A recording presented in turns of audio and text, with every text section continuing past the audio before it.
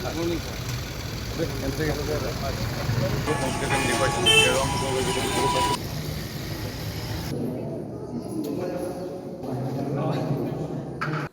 চৰকাৰৰ নতুনকৈ সাংস্কৃতিক পৰিক্ৰমা বিভাগৰ মন্ত্ৰী হিচাপে দায়িত্ব লাভ কৰা তথা শিৱসাগৰ জিলাৰ অভিভাৱক মন্ত্ৰী হিচাপে দায়িত্ব লাভ কৰা মন্ত্ৰী বিমল বৰা আজি দায়িত্ব লাভৰ পিছত প্ৰথমবাৰৰ বাবে শিৱসাগৰত উপস্থিত হৈছেহি আৰু উপস্থিত হৈ শিৱসাগৰ ঐতিহাসিক শিৱদৌলত তেওঁ পূজা অৰ্চনা কৰেহি আৰু পূজা অৰ্চনা কৰি ইয়াৰ পিছতে তেওঁ এখন গুৰুত্বপূৰ্ণ বৈঠকতো মিলিত হ'ব আৰু মই এই সন্দৰ্ভত ভাষ্য ল'ম।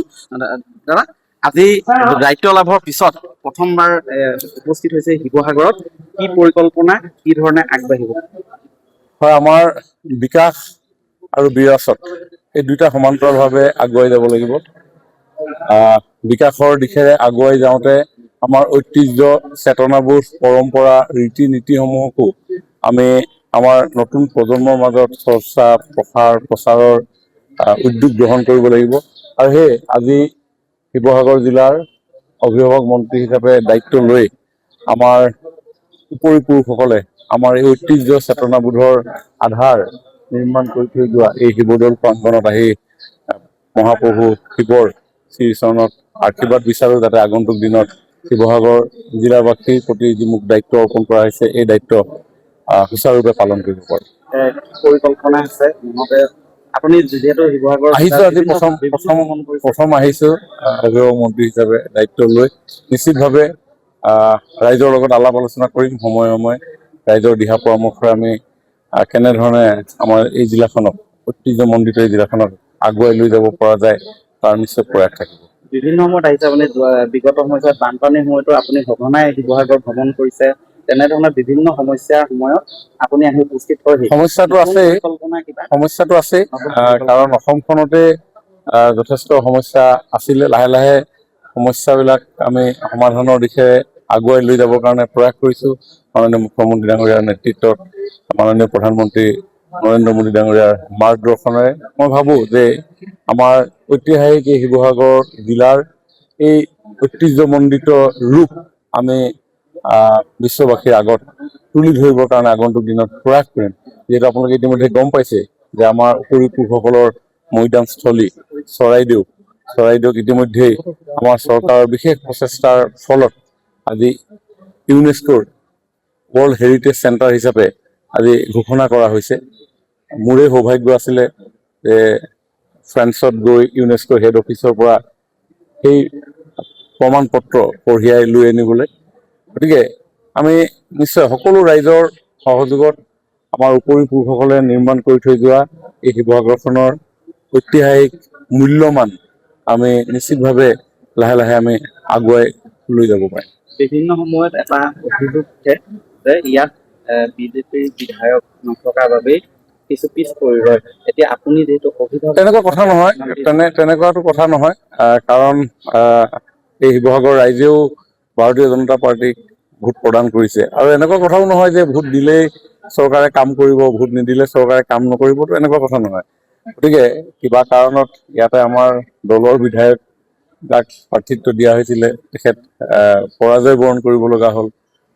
অন্য দলৰ, বিৰোধী দলৰ কোনোবা এজন বিধায়ক ইয়াৰ পৰা নিৰ্বাচিত হৈছে। কিন্তু তাৰ মানে এইটো নহয় যে আমাৰ চৰকাৰখনৰ উন্নয়নৰ কাম কাজ শিৱসাগৰত নহ'ব। কাৰণ শিৱসাগৰ এটা সম্ভ্ৰান্ত অসমৰ ইতিহাস জড়িত হৈ থকা এখন ঠাই। গতিকে আমি সকলোৱে দায়বদ্ধতাৰে শিৱসাগৰখনক আগুৱাই লৈ যাবই লাগিব। সমস্যা আছে ডেফিনেটলি, কিছু ক্ষেত্ৰত শাসকীয় দলৰ এজন বিধায়ক থাকিলে লাভ হয়, হয়তো শিৱসাগৰৰ ৰাইজে সেইটো কথা অনুভৱ নকৰিলেও বোলা। যিয়ে নহওক, কৰক বা নকৰক, কিন্তু আমি আমাৰ দায়িত্ব পালন কৰি যাম। এটা 5টা বছৰত যিটো সময়ত যোৰহাট বা কাষত থকা মৰাণ যথেষ্ট আগবাঢ়ি গ'ল, চহৰখনৰ যদি কথা কোৱা হয়, কিন্তু শিৱসাগৰখনৰ যিটো আন্তঃগাঁথনিৰ পৰা আৰম্ভ কৰি গোটেই সমস্যাখিনি, এই ক্ষেত্ৰত যোৱা বৰ্ষতো যথেষ্ট গুৰুত্বপূৰ্ণ কাৰ্যসূচী গ্ৰহণ কৰা হৈছে। আজি কাষতে আমাৰ অন্য এটা ঐতিহাসিক সমল ৰংঘৰখনকো উজ্জীৱিত কৰি দেশী বিদেশী পৰ্যটকক আকৰ্ষিত কৰিব পৰাৰ জোখাৰে আধুনিকীকৰণৰ ব্যৱস্থা, এইখিনি মূল তলাতল ঘৰ ৰংঘৰ একেই থাকিব, কিন্তু তাৰ চৌপাশ যাতে পৰ্যটকৰ আকৰ্ষণৰ এটা পৰিৱেশ সৃষ্টি হয়, তেনেকুৱা ধৰণৰ কৰা হৈছে।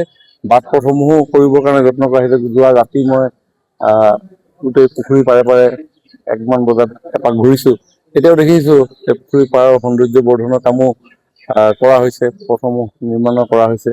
গতিকে চাওঁ কি হয়, শিৱসাগৰখন অলপ ঘূৰিব লাগিব, তেতিয়া গম পাম ক'ত কি কৰিবলগীয়া আছে। আজিৰ দিনটো আপোনাৰ কাৰ্যসূচী আজি ইয়াৰ পিছতে আমি জিলা আয়ুক্ত কাৰ্যালয়ত জিলাখনৰ এটা ৰিভিউ আমি কৰিম।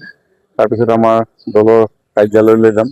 আমাৰ ৰাষ্ট্ৰীয় স্বয়ংসেৱক সংঘৰ কাৰ্যালয়ত এপাক গৈ আমাৰ স্বয়ংসেৱকসকলকো লগ কৰিম। এটা বেলেগ প্ৰসংগলৈ আহিছো। ফিফা বিশ্বকাপ আহি আছে এদিন পিছত 11 জনৰ পৰা হ'ব। আপুনি চাবনে? অলপ আগ্ৰহী নে? চাওঁ, সময় যদি হয় যাম। হয়, এনেধৰণে আজি কাৰ্যসূচী লৈ দিনজোৰা কাৰ্যসূচী লৈ শিৱসাগৰত উপস্থিত হৈছেহি মন্ত্ৰী বিমল বৰা। আৰু অনাগত দিনত লক্ষণীয় হ'ব যে অভিভাৱক মন্ত্ৰী হিচাপে শিৱসাগৰ জিলাখনক কি ধৰণে তেওঁ আগুৱাই নিব। আপুনি বিচৰা বাতৰি পাব কেৱল নিউজ 18 এপত। নিউজ 18 এপ ডাউনলোড কৰিবলৈ স্কেন কৰক এই QR কোড। গুগল প্লে ষ্টৰতো পাব এই নিউজ 18 এপ।